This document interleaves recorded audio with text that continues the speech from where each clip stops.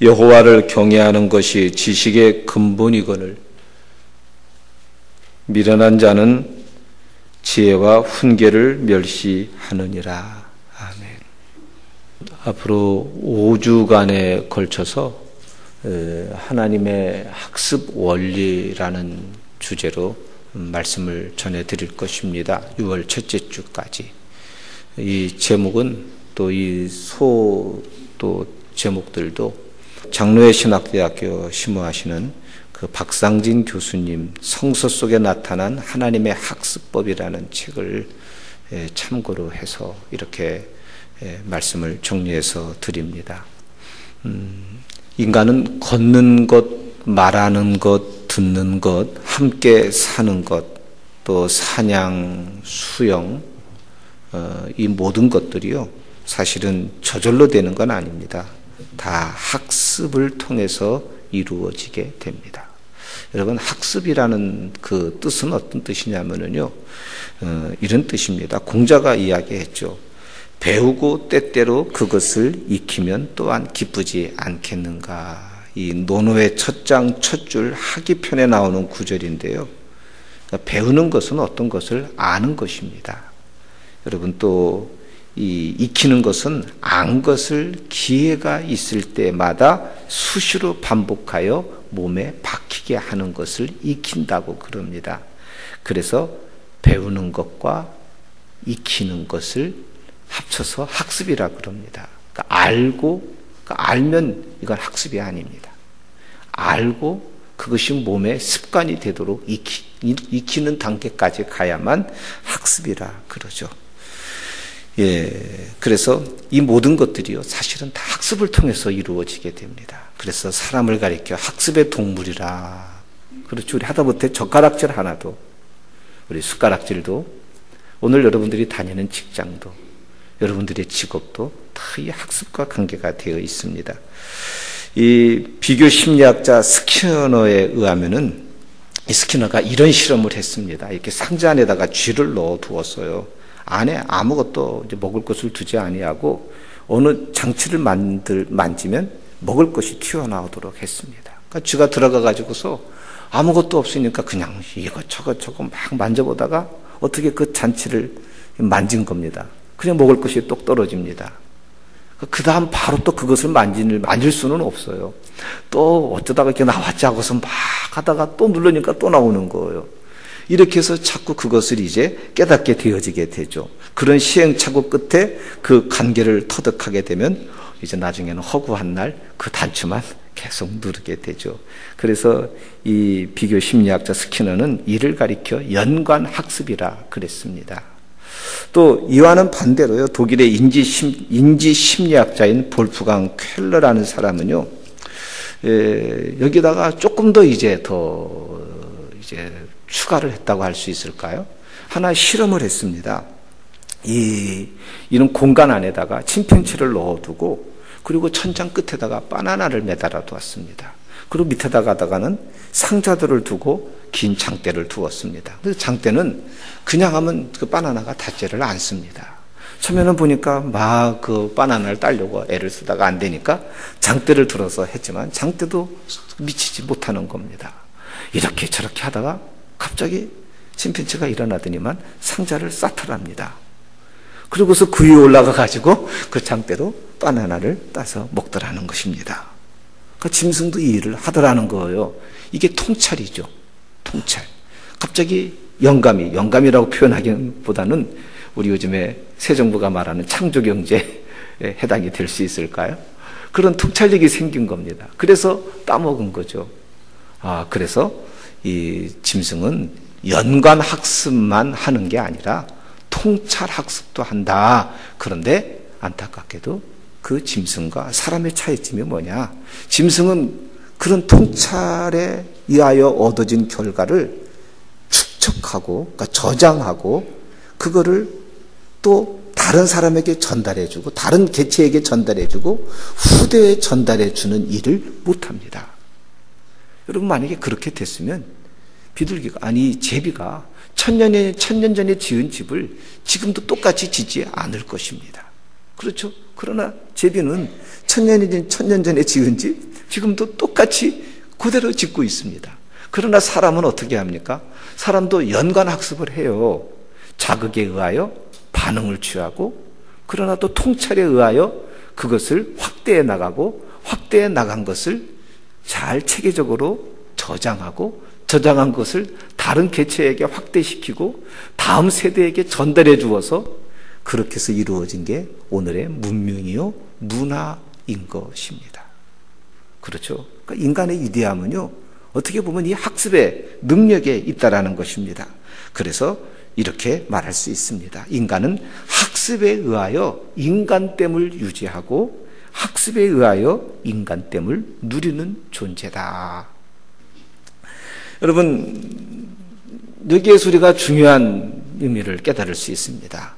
결국 인간의 삶의 차이는 학습과 매우 밀접하게 연결되어 있다는 것입니다. 과거 우리가 배웠던 것, 오늘 우리가 배우고 있는 것들, 이것들이 결국은 오늘의 삶을 만들어 왔고 또 내일의 삶을 결정짓는다는 것입니다.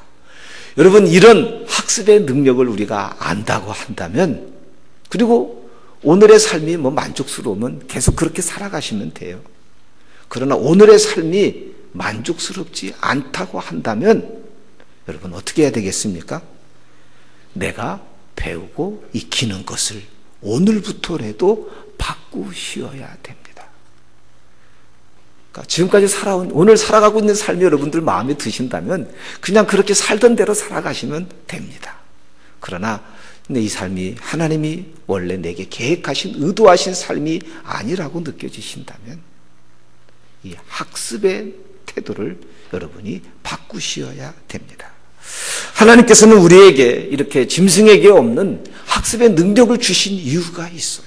짐승에게는 생육하고 번성하고 땅에 충만하라 라고만 하나님께서 복을 주셨어요. 그러나 사람에게는 두 가지를 더 주셨습니다. 창세기 1장 28절에 보면 뭐라 그래요? 정복하고 다스리라 라는 명령까지 하나님께서 주세요. 왜 주신 줄 아세요? 지난주에 말씀드렸죠. 하나님 우리를 당신의 형상으로 지었어요. 우리와 교제하고 싶으셔서. 그러니까 하나님이 우리를 당신의 파트너로 사귐의 자리에 이끄시기 위하여 우리를 당신의 형상으로 지었어요. 그리고 우리에게 정복하고 다스리라고 하신 이유는 바로 학습의 능력을 주어서 하나님이 지은 피조 세계를 당신의 뜻 가운데 다스리게 하기 위하여. 그러니까 우리가 어떤 존재냐면 하나님의 형상으로 지어진 존재요. 하나님의 대행자라는 이 엄청난 사실을 우리가 알고 있다면 여러분 우리의 삶의 태도도 달라질 수밖에 없습니다. 내가 이래봐도요, 우리가 이래봐도 하나님의 대행자입니다. 하나님의 대행자. 그런데 우리가 sonship을, 하나님의 아들 된 그 지위를 잃어버리고 하나님의 왕된 지위를 잃어버려서 짐승과 다를 바가 없이 하루하루를 살아가고 있는 것입니다. 그래서 하나님이 하나님의 대행자로서의 삶을 잘 살아가기 위하여 짐승은 잠깐 통찰을 할 수 있을지 모르겠지만 그거를 축적, 확장, 전달, 유지 못하지만 우리 인간은 그거를 그렇게 해요. 바로 하나님의 대행자로 살아가게 하기 위하여 주신 것입니다. 그래서 하나님은 이렇게 학습 능력만 주신 게 아니라 성경에 보니까 그 학습의 능력을 어떻게 잘 이렇게 적용하고 견고하게 할 수 있는지 학습의 원리까지도 가르쳐 주셨어요. 제 동기 목사님이거든요. 그분이. 네, 친절하게도 그분이 이 학습 원리를 성경 속에서 5가지를 이렇게 찾아서 우리가 또 성경에 쉽게 찾을 수 있는 부분이지만 정리를 해주니까 고맙더라고요. 그래서 그분은 어떻게 이야기를 했냐면은 이 성경 속에 나타나는 하나님의 학습법은 5개의 원리로 구성되어 있는데 꼭 집을 짓는 것과 같다 그래요. 여경지근의 원리. 이게 무슨 말인지 궁금하죠? 오늘 잠언 1장 7절을 보신 분들은 눈에 뜰 겁니다. 여호와를 경외하는 것이 지식의 근본.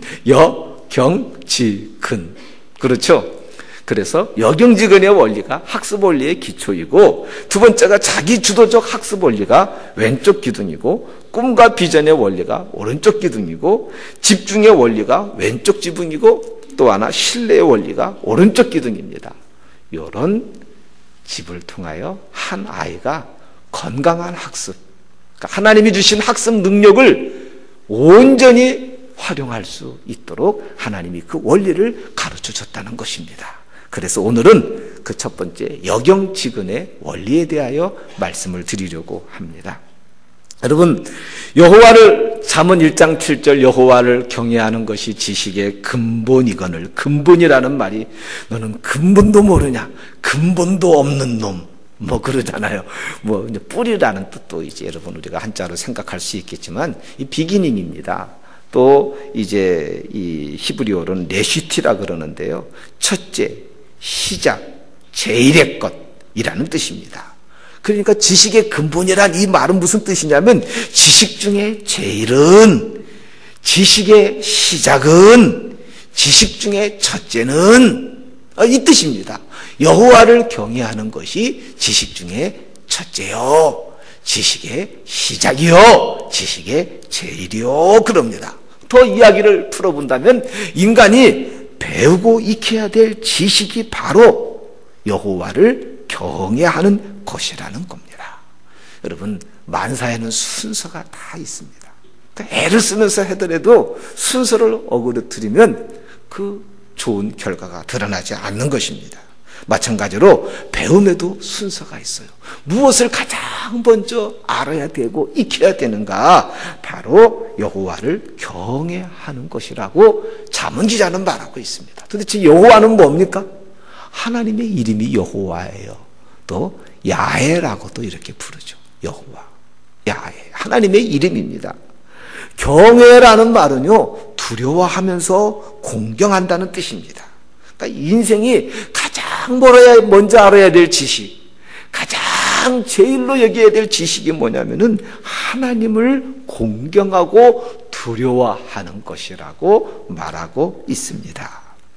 자, 이렇게 이야기하면 아니 왜 그래야 되는데요? 이렇게 의문을 가지실 것입니다. 이유가 있습니다. 여러분, 왜 하나님을 아는 것을, 하나님을 공경하는 것을 가장 먼저 알아야 되고 가장 먼저 몸에 익혀야 됩니까? 그 이유가 뭐냐면요, 하나님이 모든 존재의 시작이기 때문에 그래요. 창세기 1장 1절에 태초에 하나님이 천지를 창조하시니라. 태초에 첫 번째 주인공이 누굽니까? 하나님이에요. 모든 것들이 시작되기 전에 하나님이 계셨어요. 철학에서는 제1원인이라고 그러죠. 제1자라고도 그러고요. 하나님이 먼저 계셨어요. 그래서 하나님을 우리가 가장 먼저 알아야 됩니다. 하나님 공경하는 것을 가장 먼저 배워야 돼요. 창세기 2장 15절로 17절에 하나님께서 에덴 동산을 지으시고 사람을 에덴 동산으로 이끄세요. 아담과 하와를 이끄시고 그 땅을 경작하게 하시고 지키게 하시면서 하나님께서 그 사람에게 명하여 이르시되 동산 각종 나무의 열매는 네가 임의로 먹되 선악을 알게 하는 나무의 열매는 먹지 말라. 네가 먹는 날에는 반드시 죽으리라.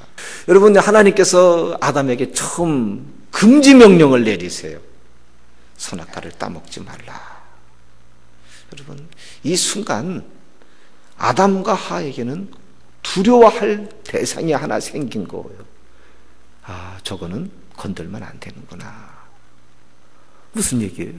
하나님이 이와 같은 금지 명령을 통하여 아담에게 하와에게 요구한 바가 있어요. 하나님을 경외할 것을 하나님 가르쳐 준 거예요. 그래서 여러분, 우리가 여호와 경외함을 먼저 배워야 되는 이유가 여기에 있습니다. 하나님께서는 그렇게 해서 말씀하신 거예요. 나를 너희가 경외하면 너희를 위하여 지은 이곳에서 너희가 행복하게 살 것이요. 그러나 너희가 나를 경외하지 아니하면 이곳에서 너희가 살지 못하고 죽게 될 것이라는 겁니다. 여러분, 결국 갈등하다 이 아담과 하와는 이 명령을 어기고 하나님 경외하기를 거부하고 하나님 명령을 거역하고 그 선악과를 따먹고 결국은 복의 동산에서 살지 못하고 내어 쫓김을 받게 됐죠. 여러분, 그런 눈으로 한번 성경 전체를 한번 보세요. 그러면 결국은 어떤 내용이 나오게 되냐면 성경에는 두 부류의 사람이 생겨져요. 하나는 하나님을 경외하는 부류와 하나님을 경외하지 않는 부류가 있어지게 됩니다. 자, 아벨은 하나님을 경외하고 가인은 하나님을 경외하지 않고요. 여러분 또 나아가서 노아는 하나님을 경외하고 노아의 시대에 살던 사람들은 하나님을 경외하지 않고요. 여러분 셈과 그리고 야벳은 하나님을 경외하는 족속이요, 함은 하나님을 경외하지 아니하는 이런 족속으로, 또 더 나아가서 아브라함은 하나님을 경외하고 롯은 하나님을 경외하지 아니하고 야곱은 하나님을 경외하고 에서는 하나님을 경외하지 아니하고 이삭은 하나님을 경외하고 이스마엘은 하나님을 경외하지 아니하고, 여러분 사무엘은 하나님을 경외하고 그리고 엘리는 하나님을 경외하지 아니하고, 성경 전체가 이 부류로 이어지고 있어요. 하나님을 경외하지 아니하는 사람들의 삶의 모습, 그리고 그 삶의 결과가 어떠한지를 말하여 주고 있고요. 하나님을 경외하는 사람들의 삶의 모습과 그 결과가 어떠한지를 성경이 보여주고 있어요. 그리고 경외하면 이렇게 될 것이고 경외하지 않으면 이렇게 될 것이라는 이야기, 성경이 아주 단순하게 분명하게 이렇게 말해주고 있습니다. 여러분 시편 128편 1절로부터 제가 좋아하는 성경 구절인데요, 이렇게 말하겠습니다. 여호와를 경외하며 그 도에 행하는 자마다 복이 있도다. 내 손으로 수고한 대가를 받을 것이요 너의 길이 형통하리로다. 그 다음 뭡니까? 내 집, 내 실에 있는 내 아내는 결실한 포도나무 같고 내 상에 들러있는 자식은 어린 감람나무 같으리로다. 하나님을 경외하는 자가 받을 복을요 그림같이 그려주고 있어요. 한번 여러분 상상의 나래를 펴보세요. 네 손으로 수고한 대가를 받겠대. 시골에 살아봐서 압니다. 뿌리는 대로 가꾸는 대로 결실이 맺어져요. 여러분 가을에요, 겨울에 그 추수에, 가을에 추수해 놓고 겨울에 거두어들인 것을 이 화로 뿌리죠. 네? 둘러 앉아가지고 이렇게 먹는 그 모습. 또 여러분 보세요. 애쓰는 것마다 길이 열려요. 형통해. 마치 누가 기다렸다는 듯이 문을 열어줘요. 가는 길이 편해요. 또 세 번째가 뭐냐면은요, 네 가정에 내 실에 있는 아내가 결실한 포도나무, 그렇게 탐스럽고 사랑스럽다는 얘기예요. 상에 들려있는 자녀는요 어린 감람나무 같대요. 이 감람나무가요 그냥 어려서만 이쁜 게 아니에요. 그 감람나무 큰 줄기 아래요 요 밑에 새순들이 막 올라와요. 새순들이 이게 올라가는 겁니다. 그러니까 나중에 이것들을 뽑아가지고 옮겨 심는 거예요. 이게 얼마나 복입니까 여러분? 그 자신의 후대를 또 이어가는 거예요. 그러니까 그 어린 감람나무가 이쁜 거예요. 여러분 한번 그림을 그려보세요. 여호와를 경외하는 자의 그 가정, 그 삶이 어떠한지요. 하나님이 이런 이야기를 하고 계시는 겁니다. 그래서 사무엘상 3장 20절인가 2장 30절이에요. 나를 존중 여기는 자를 내가 존중 여기고 나를 멸시하는 자를 내가 경멸히 여기리라. 이 말도 나를 경외하면 내가 너를 높여주겠고 나를 경외하지 아니하면 내가 너를 멸시하겠다는 말씀인 것입니다. 사랑하는 여러분, 왜 우리 인생이 가장 먼저 알고 몸에 익혀야 될 지식이 여호와를 경외하는 것인지, 그게 복의 길이고 인생이 살 길이기 때문에 하나님께서 그렇게 말씀하신 줄로 믿습니다. 자, 그러면 두 번째 질문입니다. 도대체 여호와를 경외한다면 그렇게 하늘에서 복이 뚝 떨어지느냐? 여러분, 그 말도 일리가 있어요. 그렇죠. 하나님이 약속하셨으니까 그렇게 복을 주세요. 그런데 여러분 그 과정을 보셔야 돼요.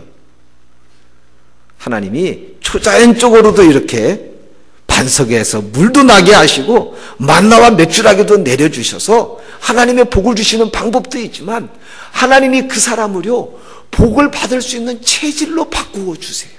여호와를 경외하게 되면 5가지 현상이 우리 몸에 우리 삶에 나타나게 되어져요. 첫 번째 어떤 현상이 나타나냐면, 여호와를 경외하는 자는요 하나님이 세운 권위를 인정하게 돼요. 자 보세요. 하나님의 권위를 인정하고 경배하는 사람은요 하나님이 주신 권위를 인정하게 되는데, 첫 번째가 부모예요. 선생님입니다. 여러분, 나라도 바울이 말합니다. 베드로도 말했어요. 권세는 이로부터 난다고 그랬어요. 이로부터 난다고 그랬어요. 그래서 나라의 권위도 인정을 하게 되어져요.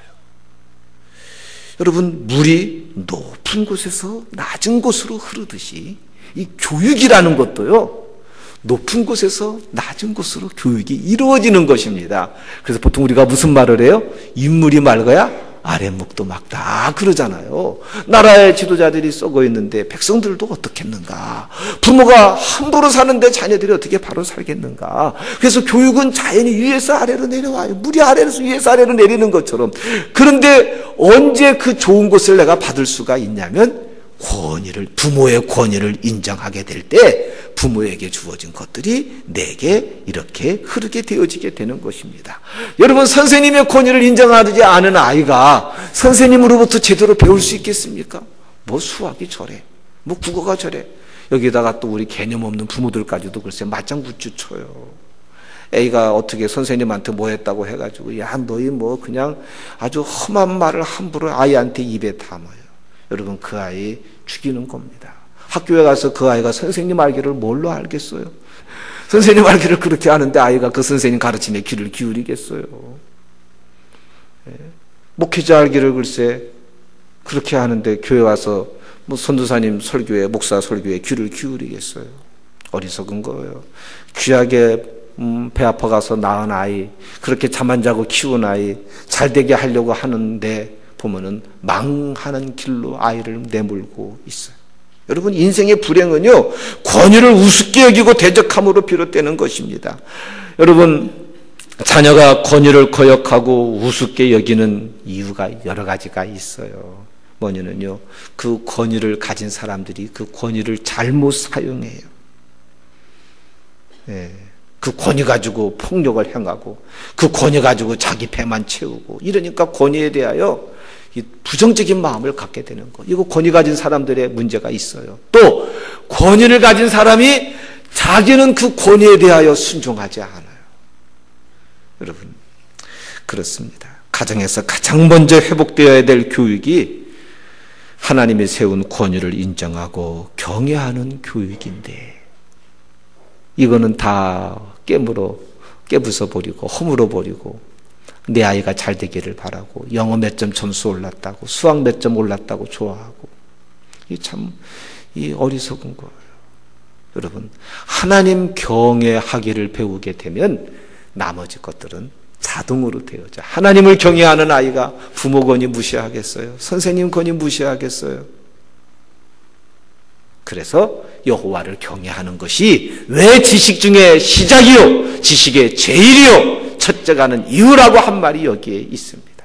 여러분, 두 번째, 여호와를 경외하는 자는요 어떤 일을 하게 되냐면 경청하게 돼요. 사람이 말을 배우는 데는 2년이면 돼요.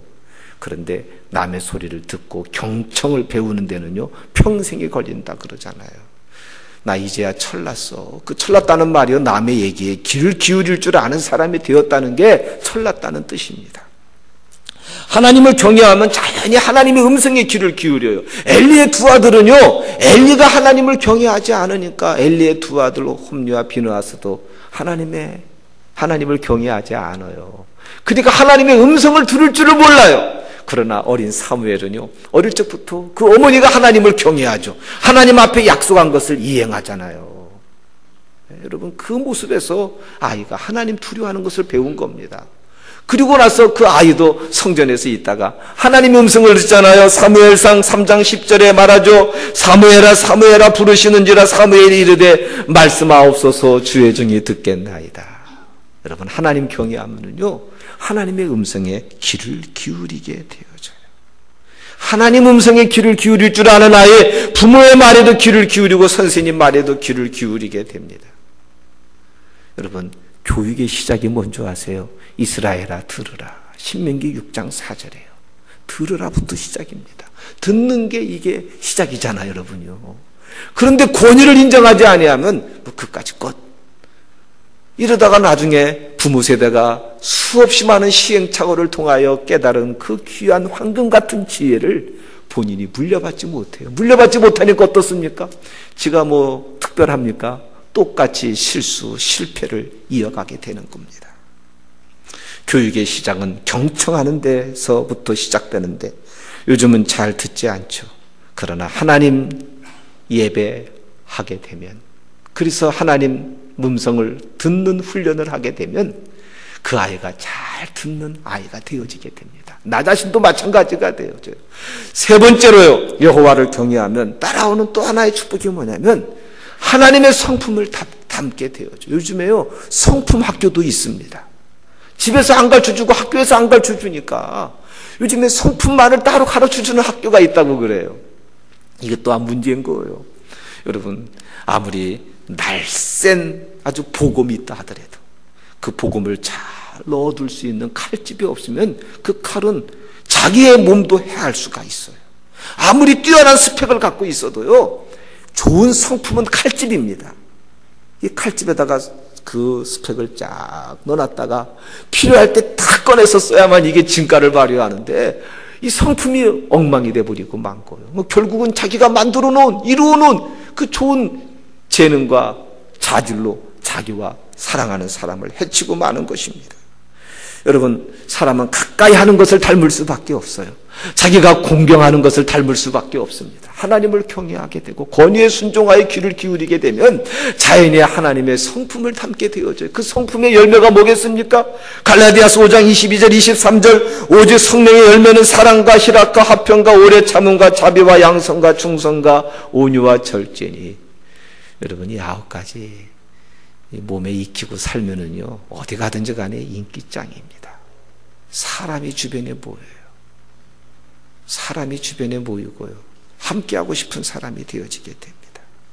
네 번째, 여호와를 경외하면 따라주는 또 좋은 특질이 뭐냐면 꿈과 비전을 갖게 되어져요. 여러분, 교육에서 가장 중요한 것이 교육학자들은요, 동기유발이라 그래요.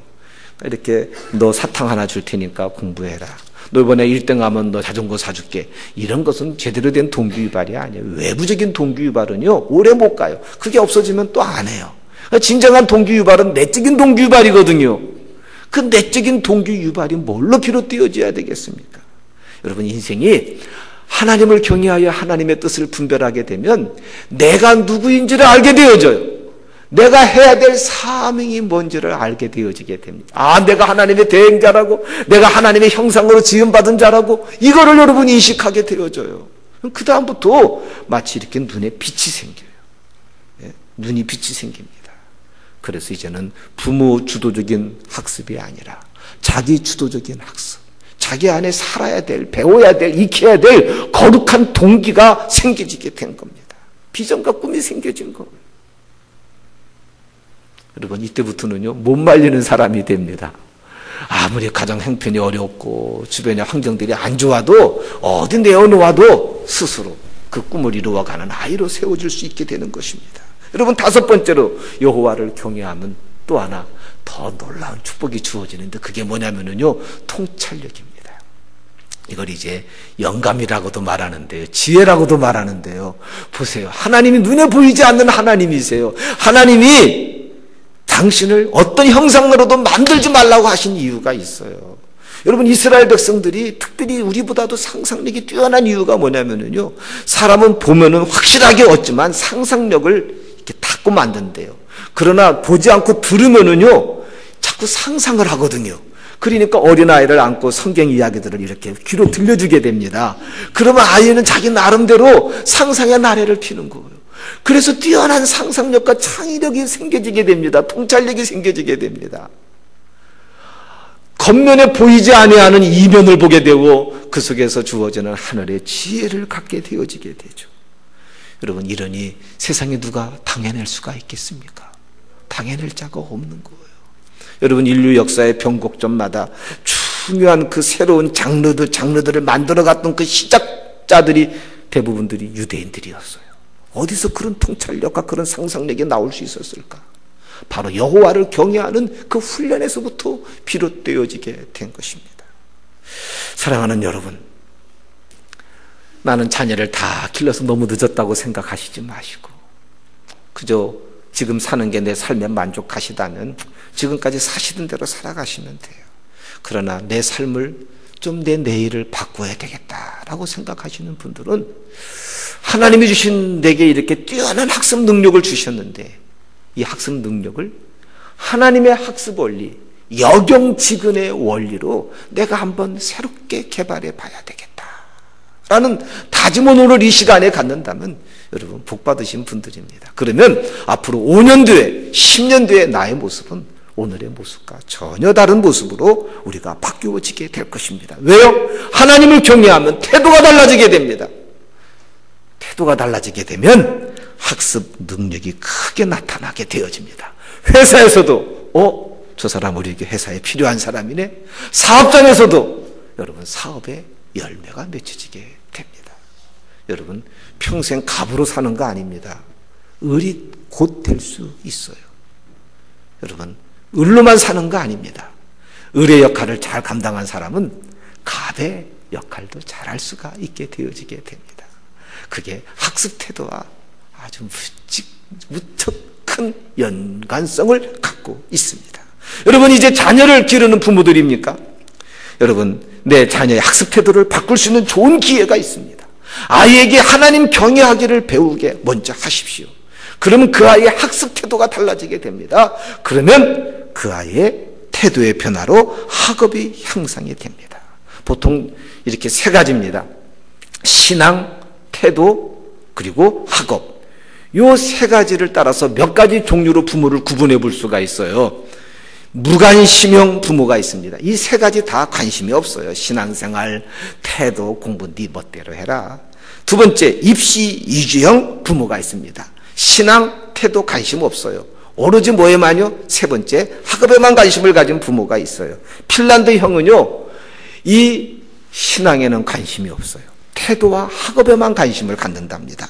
열린 요즘에 대한교육형이 있잖아요. 대한교육은요, 신앙도 관심이 없고 또 학업도 관심이 없고 아이의 태도, 인성, 성품에만 관심을 갖는 게 대한형 교육이라 그럽니다. 신비주의형은요, 다 관심 없어요. 오로지 뭐에만 관심 있어요?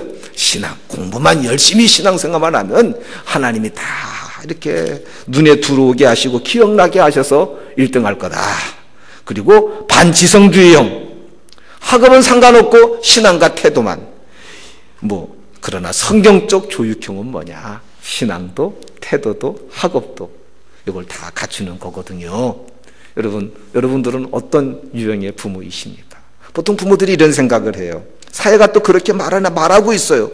부모의 사회 경제적인 지위가 아이의 학업 향상에 큰 영향을 준다.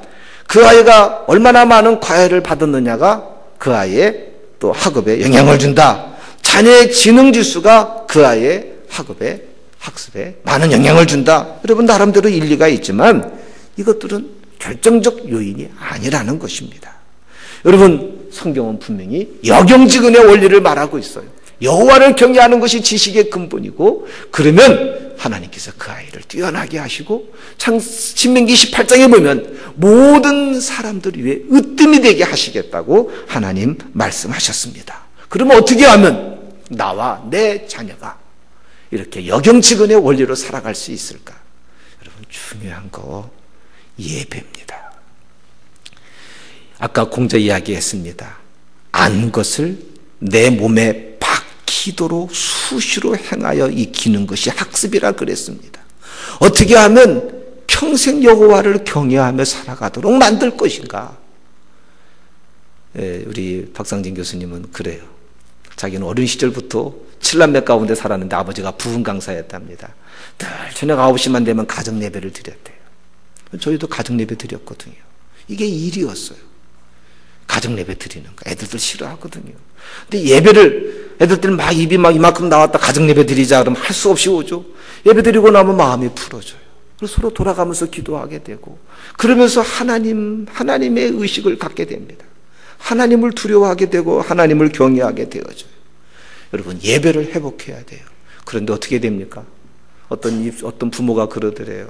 아이가 공부를 잘하니까 욕심이 나가지고 고3이 돼서 야 1년간만 너 교회 나가지 말고 대학 지나간 다음에 그 다음 교회 가라. 결국 아이는 좋은 대학을 갔지만 하나님을 떠나고 말았습니다. 뭐가 되겠습니까? 여러분 인생 길게 보셔야 됩니다. 길게 보셔야 돼요. 저희도 졸업한 지 25년이 됐습니다. 제가 지금 보니까요, 스펙이 목회를 결정하지 않았어요. 좋은 부모가 목회를 결정하지 않았습니다. 인생의 위기마다, 목회 위기마다 어떻게 대처해 왔느냐가 오늘의 목회를 만들어 놓았다는 것을 새롭게 느꼈습니다. 하나님 예배하는 훈련, 하나님 말씀을 암송하고 묵상하고 훈련하는 이 암송 훈련이 아이의 지각 형성에 얼마나 도움이 되는지 모른답니다. 여러분, 세 번째, 부모가 하나님 경외함을 가정에서 보여주셔야 돼요. 교회에서는 거룩 하시는데 집에 오면 전혀 세상적인 가치관, 세상적인 기준으로 여러분 대한다고 한다면 그 아이가 부모가 경외하는 하나님 알기를 어떻게 알겠습니까? 우습게 알 것입니다. 이 어린이 주일, 여러분 다시 한번 하나님이 우리 인간에게 주신 이 고귀한 학습의 능력을 하나님의 학습 원리, 역영지근의 원리로 잘 개발하되, 나도 그렇게 개발하시고 우리 자녀도 그렇게 잘 개발하셔서 여러분, 저와 우리 모두가 우리의 자녀들까지도 하나님 앞에 귀하게 쓰임받는 그런 사람들로 세워나가시는 은혜가 있기를 바랍니다.